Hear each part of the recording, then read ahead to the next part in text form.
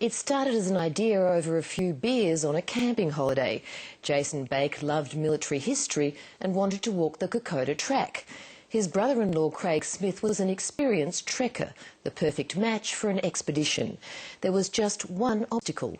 Jason is legally blind, but it didn't stop them. In fact, they enlisted the help of another visually impaired man, Steve Widders, and along with friends and supporters, they turned their expedition into Blind Courage, a fundraising exercise for Guide Dogs New South Wales. Sharon O'Neill reports.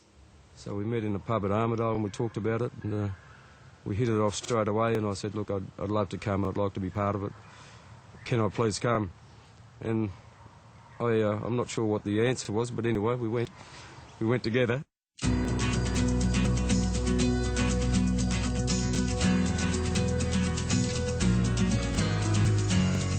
The answer from Jason Bake was yes, but it wouldn't have mattered.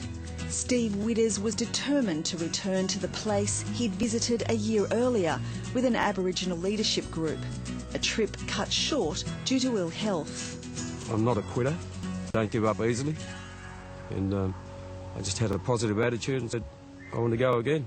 We sort of walk in and, hi, this is who we are, what the hell was it like? Just give us a little bit of background information. And yeah, no, Steve was more than forthcoming with any of the questions that we asked, and it was just really good. We just gelled with him straight away. He's just that sort of a bloke. Jason and I made an agreement. We were going to start it together on the first step, literally the first step, and finish on the last step. On the 2nd of June last month, Steve Widders and Jason Bake began the 96-kilometre walk on the Kokoda track. Both men have lost almost all their eyesight, which made the gruelling journey even harder. It was tough, very tough, no two ways about it. Jason Bake was diagnosed with retinitis pigmentosa 16 years ago. He has only 7% sight, which he will eventually lose. I've had an advantage, I suppose, in the fact that it's been very, very gradual, and I've been able to put in periods of my life where I've been able to adapt to it more readily. On the track, Jason wore a set of headlights, and everyone else in the group wore fluorescent sock protectors to help guide him on the path. Hey, Fletch. On somebody's ankle, 2 full steps in front of me, that's my field of view. That's what I can see. And I concentrated on that and that alone for 9 days. And yeah, after about 6 days, yeah, your head was sort of done in pretty well. I'd known him for a long time, but I had little understanding of what it was that he could see. I knew he had problems with his eyes and he'd run into stuff, but I had to learn more about what actually was it that he was seeing and what would I have to be describing to him to make this thing come off. I was very careful about it.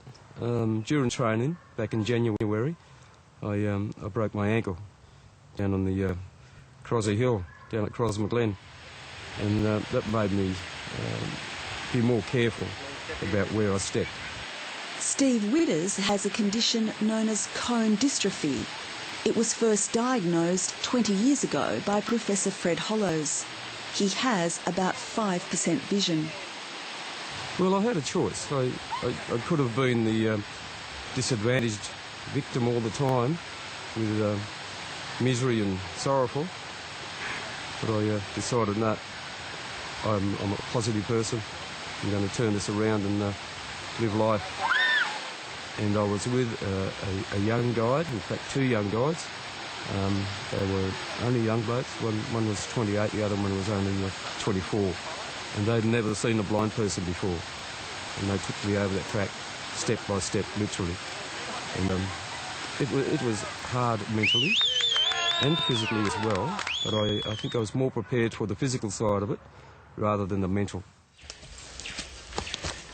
Having to concentrate so hard on that sock protector and listen to the instructions that I was given, because virtually every step was spelt out to me as we went along.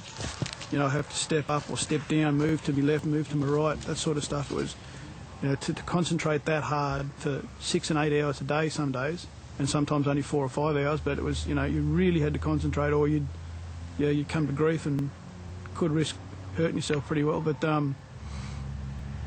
yeah, the work that the sighted guides did for me, my porter was just second to none. There was no time for appreciating the beautiful scenery up there, but I imagined it all as it was being described to me. At Guide Dogs New South Wales, there was much excitement about the Blind Courage expedition. We couldn't quite believe it. This is the first time that we've come across clients that have undertaken such a significant activity to raise funds for us, and we know that it's a challenge for people with no vision impairment. So for these two guys to do it successfully is pretty amazing. Find the way. Guide Dogs New South Wales is funded entirely by community support. The cost of training just one dog is $30,000.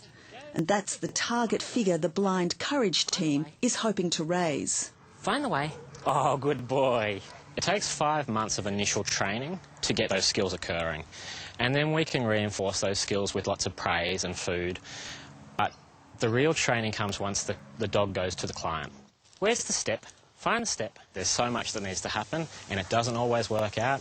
And unfortunately, that's the nature of this job. But when it does work out, that money is totally worth it. To the step. I decided I wanted to do it for a number of reasons. One was to honour myself, because I believe in myself as a person, and to look at my potential, but also to honour the soldiers.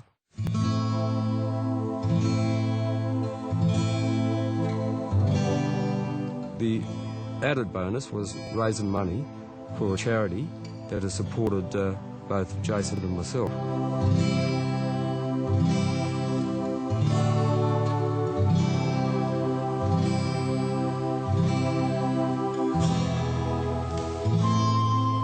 After 10 long, gruelling days, Jason Bake and Steve Widders finished their trek as they promised they would, together. I was proud to be with these guys, and you know, we talk about walking in the footsteps of heroes, referring back to 1942 and the diggers, but the team itself feels like we've walked in the footsteps of heroes by walking with Jason and Steve. Our hats off to those guys, they're so courageous. This week, that courage paid off when Jason and Steve got to inspect the litter that will produce one very special dog. This one's a boy. He's a little yellow boy. Yep. And that's the little yellow girl's sister, brother. One of the puppies we saw today is going to be named Kokoda in honour of their achievements, and we hope that 2 years from now Kokoda will graduate as a guide dog. To be able to say that, you know, we've put enough money into the organisation to be able to train a dog that's going to benefit someone, or, you know, make somebody's quality of life better, improve their quality of life, is, you know, we really tick the boxes with what we wanted to do, and it's a really great feeling. What's going on here?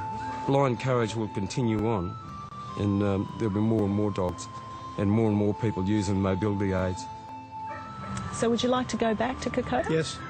I'll be up there again, maybe on the next Blind Courage project.